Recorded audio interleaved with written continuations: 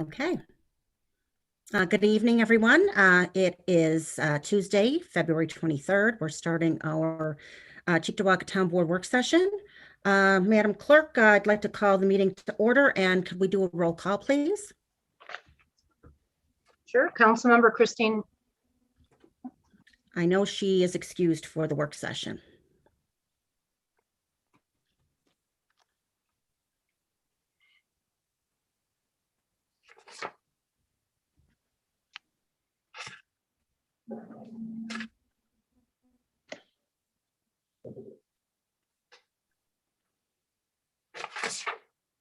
Give me 1 second. I seem to have both running.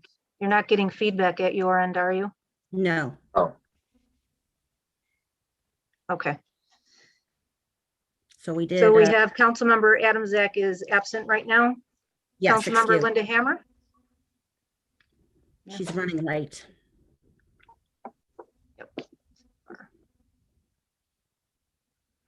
There we go. All right, now I think we're set. I apologize. All right.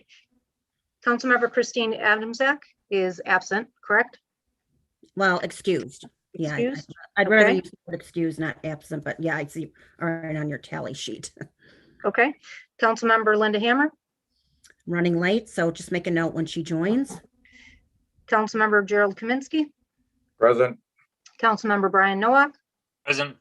Councilmember Brian Pilarski. Present. Councilmember Richard Rusiniak. Here.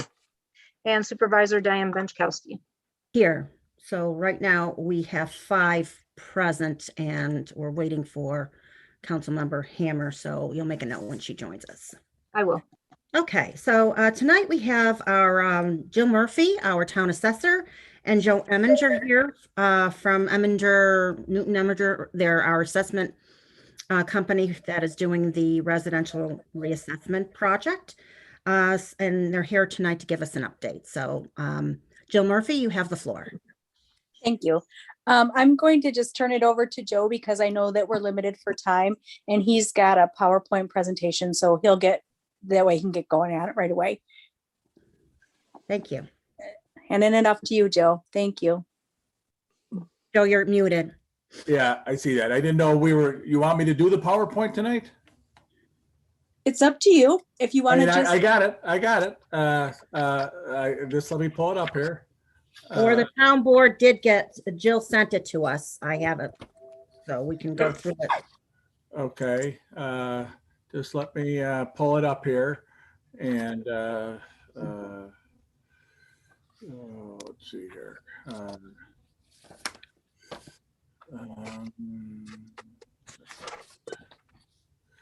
Okay.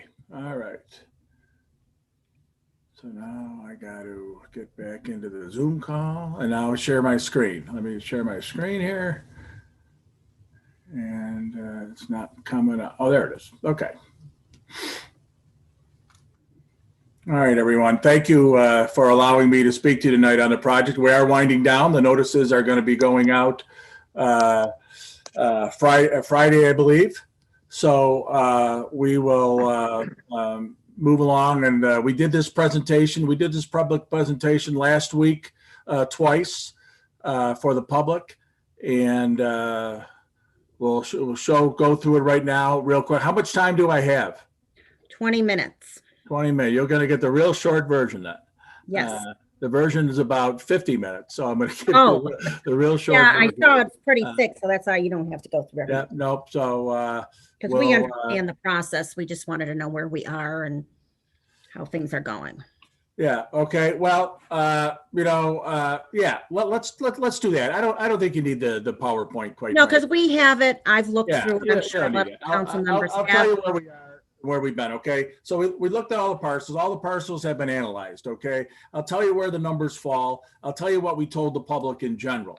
Okay. There's some things that we're doing this year that we in prior years when we did the Cheektowaga project. We handled differently, and the main there are a couple main things. First thing is the sales. Okay, we're in a market now. We're in a real estate market that's still, even in the pandemic, is still rising quite rapidly. The town equalization rate for this year is 83%. And the state informed us that if the town board did not go forward with the reassessment project this year, that rate would have been dropping to at least to 73% or less. So they were going to take it down 10 percentage points, which means that what they're saying is real estate in the last year has gone up 10%. Okay, and that gets applied, the equalization rate gets applied across the entire town, which is why it's really not fair. And that's why you're better off doing a reassessment project if you can, because then each of the markets that are going up at a different rate, you can address those within the individual neighborhoods. So what we did this year, because every sale almost, it seems like, is getting into multiple bidders. Okay, you have multiple bidders on homes, sometimes as many as 10, 20 bidders on a single home. Okay, and that's driving up the sale price. You have people who are claiming that they are overpaying for the property because the home sales are going for $20,000, $30,000 over asking price. I'm sure if you've talked to anybody who's been looking for a house lately, I'm sure they've told you that it can be very frustrating at times. So what we did this year, what we decided to do this year is we were, instead of putting full weight on the purchase price, which is what we've done in the past. If you bought a house for $150,000 within the last year, we would say your assessment's going to be $150,000 for the new reassessment. We didn't do that this year. We said we're going to go. You have 5 sales. Your home is compared to 5 sales. Every home in Cheektowaga. We looked at all 5 sales, and your subject sale will be one of those 5 sales, but there'll also be 4 other sales. So we did that. We think it's a more fair representation of what's going on in the market. And a lot of sales, I'm going to say most of the sales, the subject sales probably have come in maybe a little bit less than what they actually paid for. Okay, there are some that are coming in what they paid for. But we think the way we're handling it this way is a better representation. The other thing we're doing is we are allowing every property owner to see their valuation document. Okay, so anybody who wants to see their valuation document, we have a dedicated, they can do it a couple ways. We have a dedicated email address that is going to be going out on in their packet that they're going to be getting later this week, early next week. And they can request information on their sales. They can request the 5 sales, and they'll email it into us, or they can mail the request either into the assessor's office or my office. We prefer to go into the assessor's office, and then we'll send them those. We'll send them that document, whether they had doing an informal hearing or not. So everybody's going to be allowed to look at their sales. The sales are going to be, they're going to be online. You're going to be able to look at the sales books, and property values overall, as you probably can guess based on what I just told you and what the state was telling us, property values have gone up. The total taxable valuation of the town went from $4,675,000 to, I'm sorry, $4 billion. The supervisor just had a heart attack there, right? I said million. $4,674,000 to $6,711,000. Those are rounded. So the total taxable valuation in the town went up roughly 40%. Okay, and that's a key number to hone in on, because if most assessments are going up. I mean, because first of all, you're at 83%. That's one of the reasons. Now you're going to 100%. So the assessment's going to go up basically for that reason alone. But what this tells you, this 40% figure tells you, in ballpark terms, if your assessment goes up 35%, 40%, if your assessment went up that much, you're not going to see much of an increase, if any increase, in your assessment. Okay, so I always use that in my talk, I tell the public, pay attention to what the taxable value, how much the taxable value of the town is going up. Because if your assessment is going up at a lower percentage, that in all probability means that your taxes are gonna be lower. So so I've told that to the public. I'd like those two figures, and I'll be talking to Jill about this. I'd like those two figures to go on the assessor's webpage so they can see what that's done, because I have told people to look on that site. So hopefully later this week we can get those taxable valuations going up.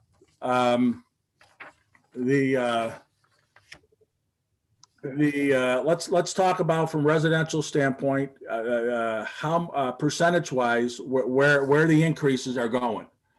Okay, 50% of the properties assessed. So there's 31,000 residential parcels, give or take a little bit.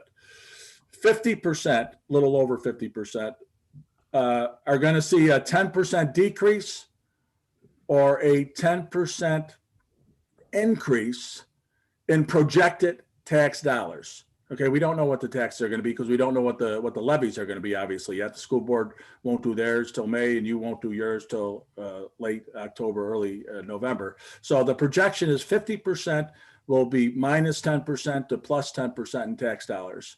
21% will be going up 10 to 25% in projected tax dollars.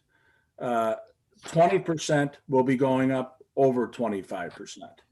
Okay, so what that's really telling us, told us, the property values have gone up significantly since the last time that a townwide reassessment occurred, because you have some inequities in the roll. On the other end of the scale, you have about 7% that are going to be going down 10 to 25%.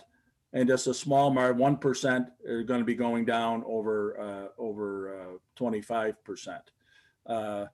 The commercials and industrials, I mean, I know we didn't do those, but we do have those figures. So I'll give those to you. I can't really comment on them only because but the numbers on the commercials and industrials, on the commercial side, roughly 25% is going minus 10% to plus 10%. 13% is going 10% to 25%, and 20% of the commercials are going over 25%. Again, it has to do with the time lapse, I'm sure. On the industrials, you have, well, let's go back. There's roughly 25%. This is a big shift from the residential. There's roughly 25% that are going down in assessment, 10% to minus 25%. And then you have 20% of the commercials that are going down over 25% in tax dollars. So again, in general terms, I'll just say, that's the big, the commercial market has been more impacted by the pandemic than the residential end has been. And my dog in the background there, I apologize for that. And then we have the industrials. For the industrials, you have about 18%, minus 10% to plus 10%. You have another 10% that are going up 10% to 25%. And then you have another 23% that are going up over 25%. And conversely, you have about percentages can be a little deceiving here, because for the industrials, you have 34% going down 10 to 25%, but there's only 30 properties. Okay. And on the industrial side, over 25% going down in tax dollars is 15%, but you only have 13 properties. So getting back to the residential side, usually it's a third. We like to say a third. A third go up, a third go down, a third stay the same. In this instance, we have roughly 41% that are going up over 10%. A little bit higher ratio than perhaps normal, but again, I think it has to do with the market that we're dealing with. The feedback from the people who did attend the workshops that we did. They weren't greatly, there wasn't a big attendance on there. We had, I would say, 20 people on the calls, but they did, those people, some of them did reach out to me already. They had questions, which I encouraged them to do, and I answered those questions for them. And the feedback overall has been positive. So, you know, we're gearing up now for the phone calls. There's going to be a period of about a week, 8 days, where we're going to be open initially before the informal hearings start, where we're just going to be taking phone calls from the residents. Those will start immediately after they get them. So they'll start on next Monday. We'll start returning phone calls to the residents. And those phone calls, they can call that number throughout, you know, up until, you know, middle of April, May 1st or whatever. And then we will start the informal hearings on March 9th. We're going to start those. Those are going to be phone call only. We're initiating the phone call. They're going to be a phone number for the residents to call in and schedule an appointment. And then our appraisers will call them at the appointed time, and we will conduct the interview with the people, and then we'll make our decisions. And we'll get those into the assessor so she can file the tentative roll on May 1st. And then Board of Assessment Review takes over from there. And they'll make their decisions after that. And the final roll will get filed by July 1st. I'm willing to accept any questions, ready to take any questions. Jill, if you want to add anything to that. No, I think you covered pretty much everything for me. Good job, Joe. Thank you. Yeah, Joe. Does any council members have any questions for Joe Eminger before he leaves us, or comments? Yeah, you're gonna receive phone calls, I'm sure, saying that the assessor doesn't know what she's doing and her staff. You're gonna get phone calls. You're saying that the contractor doesn't know what they're doing. The contractor was rude over the phone to me. I want to assure you I've heard that.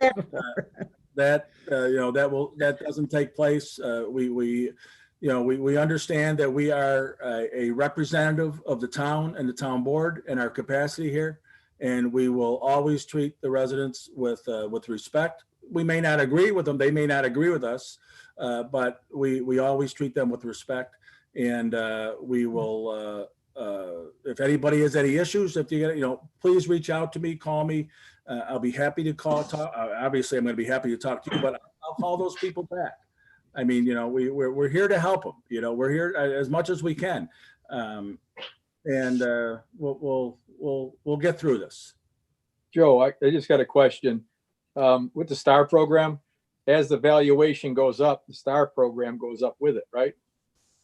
Yeah, Joe can probably answer that question better, but yeah, your STAR exemption gets better. While as your value goes up, you still get the full $30,000, Jill, correct? Yes, that's correct. The people that notice it the most are the people that have low income or disability exemptions, because as we go to 100%, those exemptions go up with the equalization rate. So those are the people that are going to see their savings coming back this year by putting. Key.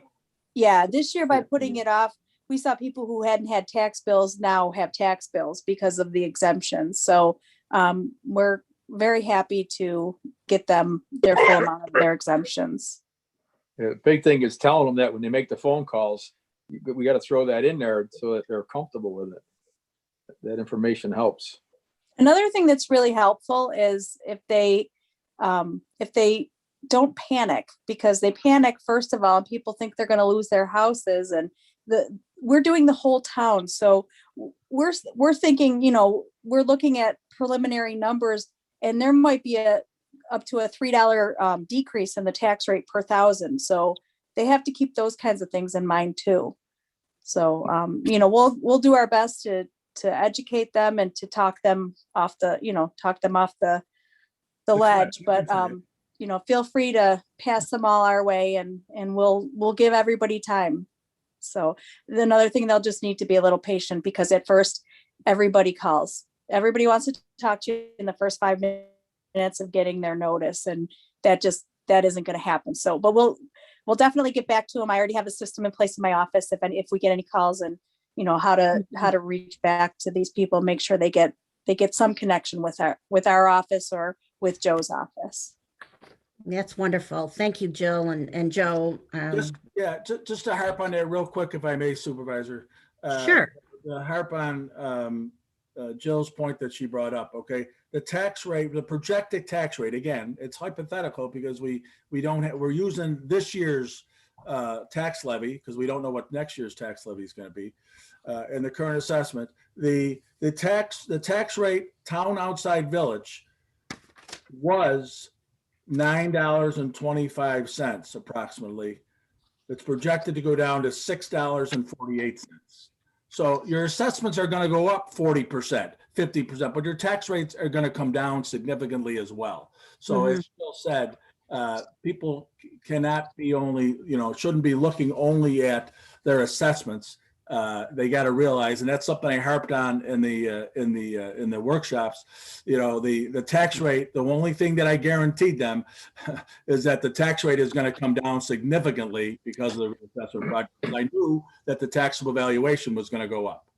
So, I do have one question or a clarification. After this process is complete, what is going to be the equalization rate in the town of Cheektowaga? There was discussion that it could have gone down to as low as 73%. Where will we be at? You'll be at 100%. Right. You'll be at 100%, Councilman. We will be at 100%. I know there were thoughts that we could have been around 90, but we'll be at 100%. You'll be at 100%. Okay, thank you. That's my experience and my yes, you'll be at. I can't imagine you being below 100%. Right. Well, thank you very much. Well, Joe, this is kind of reminiscent of 2014 when we went to the 100%. I think the tax rate went from around $17 and changed down to $9. Well, you're pretty close because you're at, you're at 83. You would have been to 70. You were at 62% back then, and you went to 100%. Right. The gap isn't as large, but it's the same theory. Your assessment went up in 14, and you saw the tax rate go down. Right. It's the same thing that's happening here. Your assessments are going to go up, right, and your tax rate's going to go down. So in essence, Joe, we're being put on notice to keep our spending down so that people's taxes won't be going up. Correct? I'll leave that up to you, Madam Supervisor. Because the picture looks grim for us. I mean, the tax levy controls everything. I mean, there are some towns who will remain nameless, who the supervisor embraces the tax cap because it really controls the spending.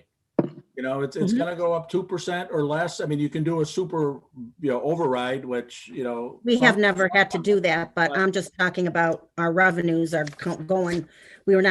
There's anticipated to go down again. So, and we don't know how much funding we're going to be getting next year. Well, for 2022, you're right. Who knows what 2022 is going to bring. We're all the supervisors are in the same boat. So we have to be very conservative this year. So we have enough left over for next year. So I agree with you there. I agree with you. We're trying. So thank you so much, Joe and Jill Murphy, our assessor. Thank you, everyone. All right. Have a good night. And don't be afraid to call if you have any questions when you get your new assessment in the mail. Correct. Thank you, everyone. Thanks, Joe. Have a good evening. Next on the agenda is O'Donnell and Associates. Jack O'Donnell, Camille Brandon, and Jim Moore are here to give us a legislative update of our plan for 2021. Hi, Supervisor. Hi, council members. Hi, Jack. Thank you very much for this opportunity to talk to you a little about what we've been doing for the town and what we're trying to do with you and your partners in government going forward. I thought the end of that conversation was kind of a good segue into this. You don't know what funding is, so we're working hard to drive that up. I think everyone on the call and maybe everyone in Cheektowaga knows my colleague Camille Brandon and knows her very well. But I also want to introduce my colleague Jim Moore. Jim is our Vice President of Policy at O'Donnell and Associates, is in our Albany office, on the ground in the Capitol, even when Camille and I are in COVID restricted travel modes. And so I'm going to ask Jim to do a quick run through of a couple things, and then Camille and I'll kind of fill in and answer any questions that you might have. Thanks, Jack. Hi, Jim. You have the floor. Awesome. Supervisor, council members that I have not met, pleasure to meet you, and I'm sure we'll be in touch. So I wanted to give a quick overview of the state budget, where that stands, opportunities and threats to Cheektowaga, and then also update on the federal conversation under the Biden administration and where some of that funding is going to be going. And then I'll kick to Camille to talk specifics within that plan. So quick overview of the state budget. We're through, what's called the executive budget process. The 30-day amendments were released last Thursday. So now we're heading towards one house budget proposals. So, quick overview of the executive budget, the governor's budget proposal. On the positive side, that included $300 million for the Environmental Protection Fund. That'll be a big opportunity, to continue to meet the DEC consent order and sewer upgrades, and for us to continue to drive some funding towards that. On that end of things, there was also $470 million appropriated for economic development purposes. That included a $150 million appropriation for the regional economic development councils. And the downtown revitalization initiative. So that'll present some opportunities for a few of our priorities. On the negative side, the governor again proposed a $200,000 cut to Cheektowagas, well, not just Cheektowaga, but across the board cut that would result in a $200,000 cut to Cheektowaga's AIM reimbursement. We successfully got to push that back last year to 820,000, and we're pretty optimistic in Albany that we'll be able to push that back towards the $820,000 range that Cheektowaga should be set to receive. So we'll continue to bring updates on that throughout the process. So that's the quick overview of the Cheektowaga centric part of the budget. One other thing I want to touch on quickly is in the governor's 30-day amendments. He did propose a $3 billion COVID-19 extraordinary relief fund, which will be pretty broad as it's proposed, and we expect this will change significantly. Would be pretty broadly appropriated at the discretion of the budget director. Again, I think the legislature is probably going to have some things to say about that, but that is there, and it would be a pretty significant opportunity for Cheektowaga. So it's something we are watching. But that is that's kind of the overview, the Cheektowaga centric overview of the state budget, if anyone wants to jump in with questions or comments. No, that part of it's good news, but part of it, the $200,000 cut in AIM funding, that's going to be huge for us in the town, if that happens. Well, again, I mean, it was a similar situation last year. The governor had proposed that cut, and we were able to work with the legislature to get that plus back up. I think it's almost the exact same cut size this year. It's 820,000 down to about 650,000. So again, I'm optimistic we'll be able to push back on that, especially as I'm going to get into it in a minute in terms of the federal funding. But I think I'm optimistic that we'll be able to drive a lot of things upward in the legislative one house.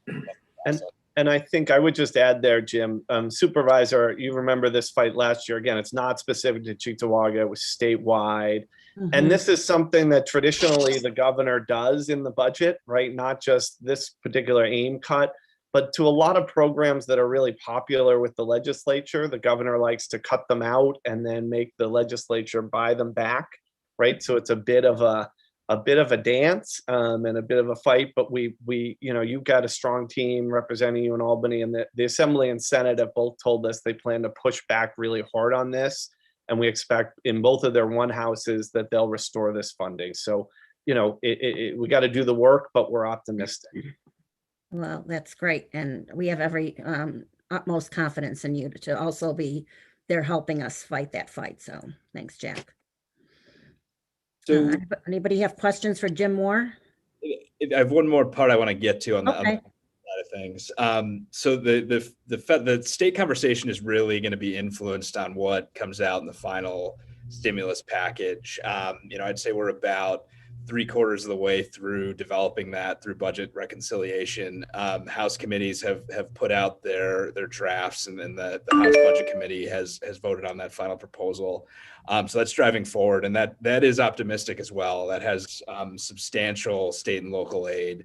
On our end of things, there's likely to be 10 billion coming to New York in local aid that would be accessible by Cheektowaga. And these are obviously not final numbers. These would be subject to final negotiations, but some of the models floating around have the figure around 24 million in state and local for Cheektowaga. Again, that could change significantly between now and a final deal, but the stimulus does have significant state and local aid. The two other opportunities I wanted to talk through in addition to the stimulus. So for the first time since 2011, the Congress is going to be very likely moving towards an earmarks process, formerly dubbed the Community Focused Grant Program. So that will also present an opportunity for Cheektowaga to work with the Western New York delegation and new United States Majority Leader Senator Chuck Schumer. So we'll be following that as there's more specifics. If you look in your report, there is, sort of the background that's out there from the House Select Committee on Modernization, expecting that to be probably more specific over the coming months.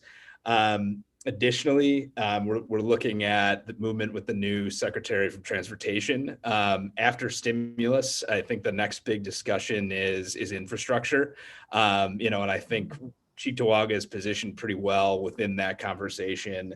Being that Senate Majority Leader Chuck Schumer is very familiar with Cheektowaga and will be, driving that conversation with the Secretary of Transportation. So that's also something we're following. And within that, it comes a plus up for what I call federally funded but state appropriated programs. The Transportation Alternatives Program, Congestion Mitigation and Air Quality Program, and then currently, not subject to another infrastructure package, but there is a Bridge New York at a minimum of 200 that round is open now, and Camille is actively talking about what we're going to work on with that. But in the coming months, we're going to be talking a lot with Hal Morris from the Metropolitan Planning Organization. And then NISDOT Region 5 to sort of prep us for a lot of these conversations. And I think with that, that's probably a good time to kick to Camille on the specifics. Thank you, Jim. Thank you, Jack. So first of all, I just wanted to say that everybody should have a copy of the report. We've outlined everything specifically that we've discussed here.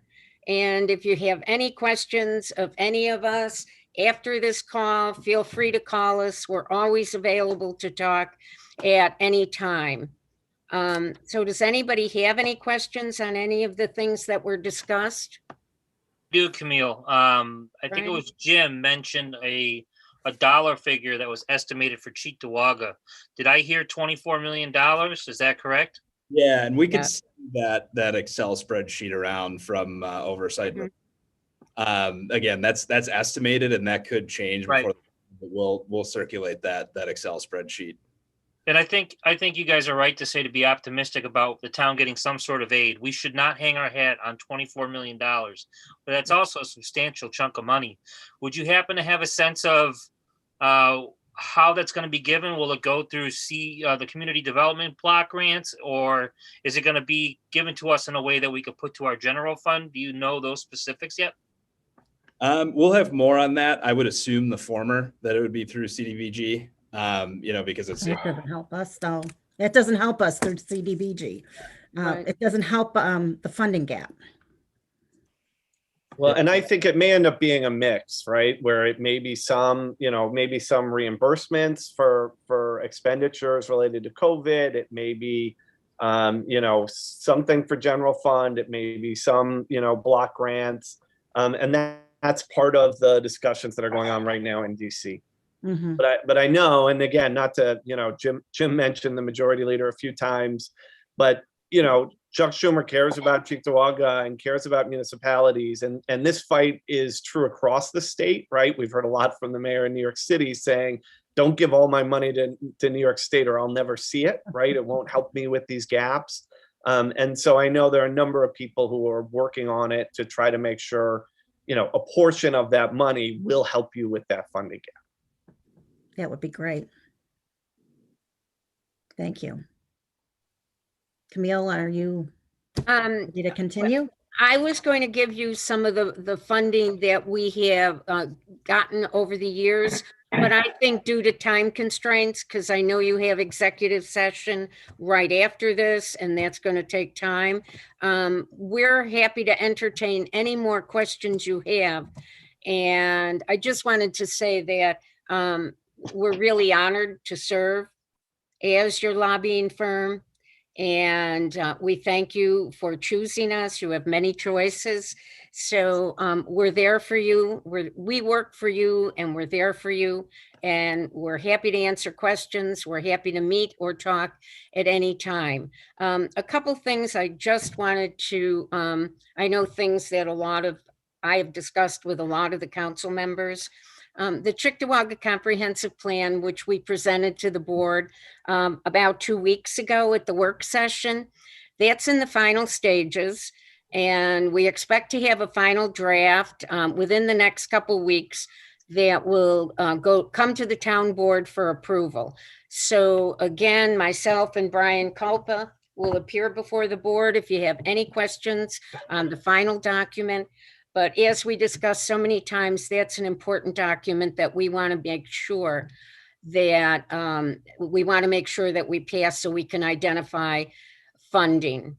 And having said that, if you have let any, me just piggyback, Camille. So my understanding is once we get this comprehensive plan adopted, it'll open up more opportunities for funding for us that we've been waiting for a long time. yes, To get this for our walkable Main Street and other.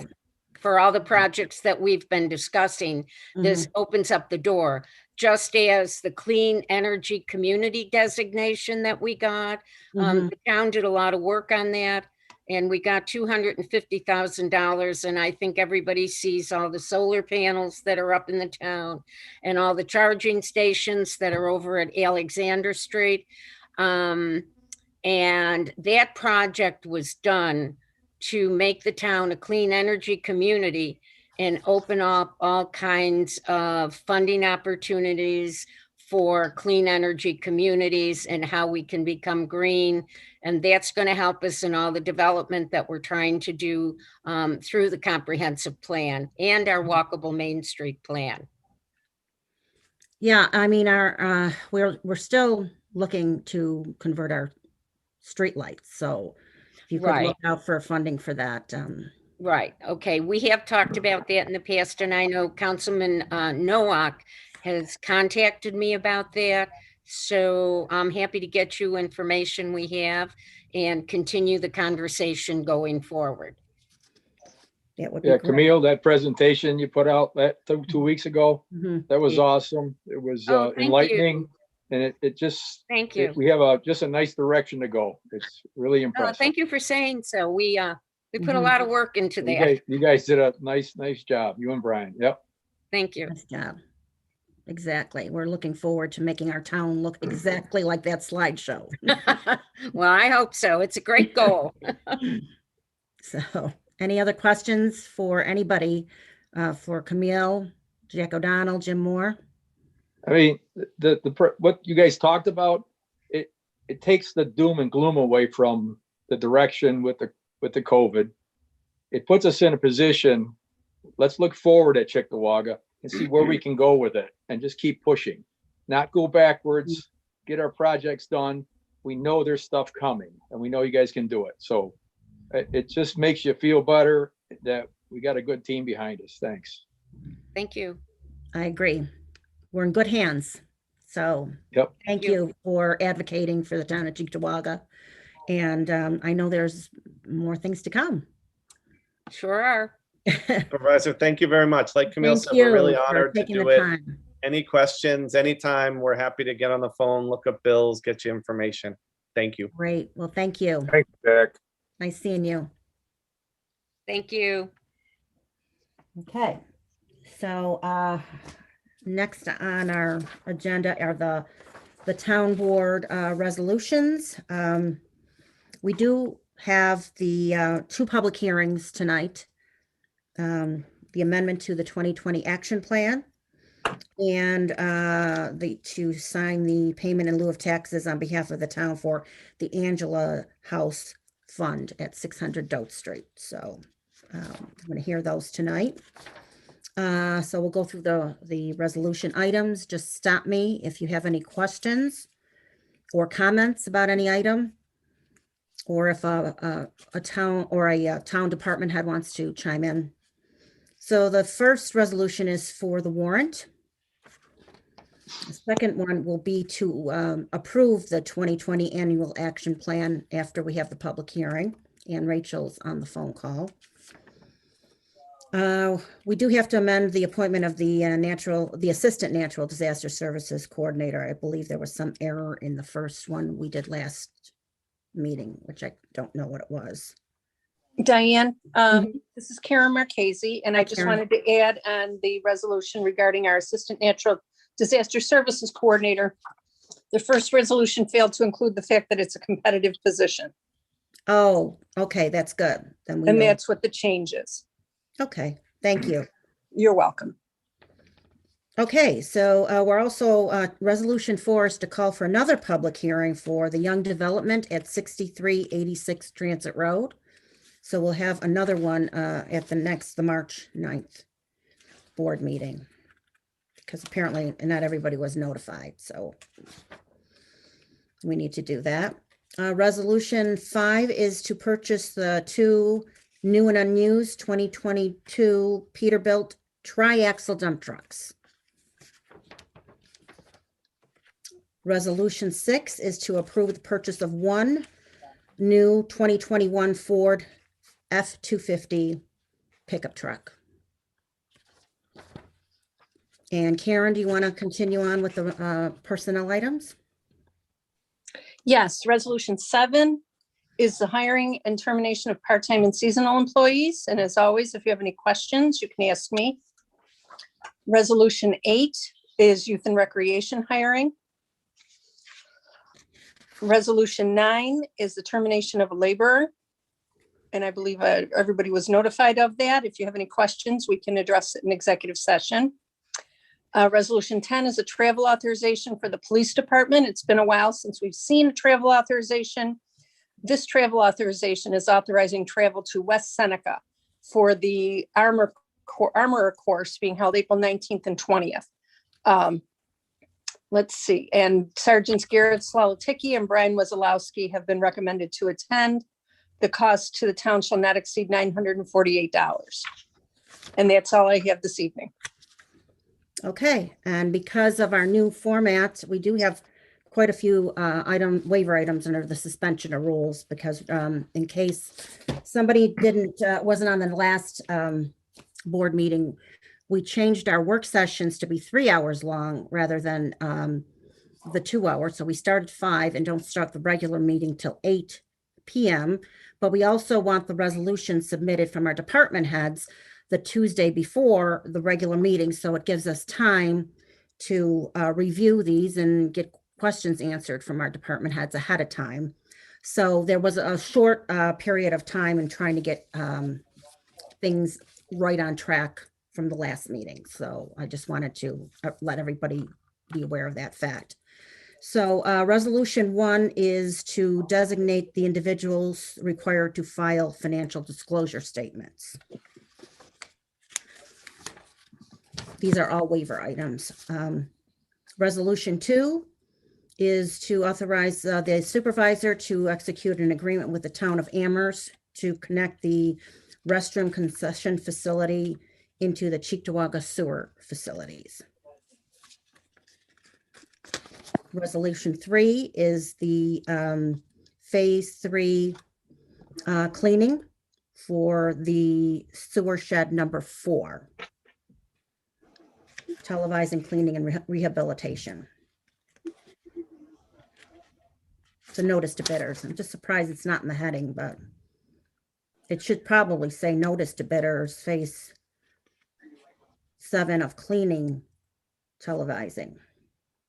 But it's inside the resolution, so it'll be fine, I think. And then number 4, after we're going to be approving the pilot with Angela's House Development Fund. And then there's a resolution to authorize the settlement of assessment litigation. And was there just one more, Madam Clerk, about the Harris Beach waiver request? Yes, that was put in.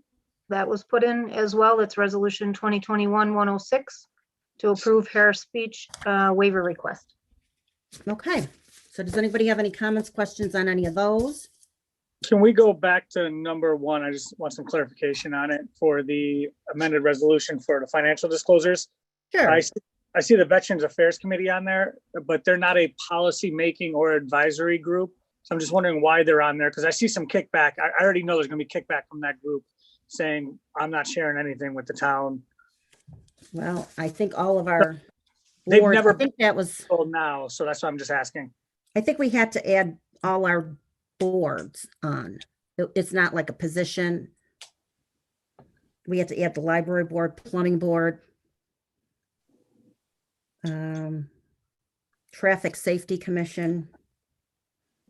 And those groups were never on this list? I'm trying to think, Jerry, or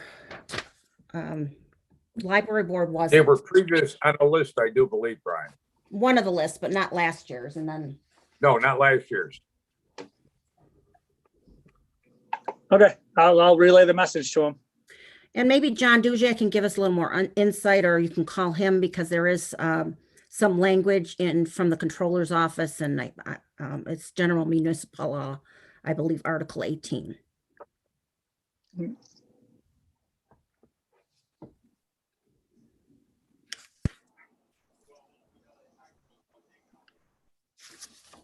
Anything else? Okay. That being said, I will make a motion to go into executive session to discuss the matters leading to the appointment of particular persons, the PBA collective bargaining negotiations, and attorney-client privilege. Do I have a second? Second. Councilmember Hammer, all in favor? Aye. Opposed, motion carried. It's 5:48. So just a reminder to everyone that we'll come back to the regular town board meeting at 8 o'clock, not at 7 o'clock. So we'll see you later. Thanks.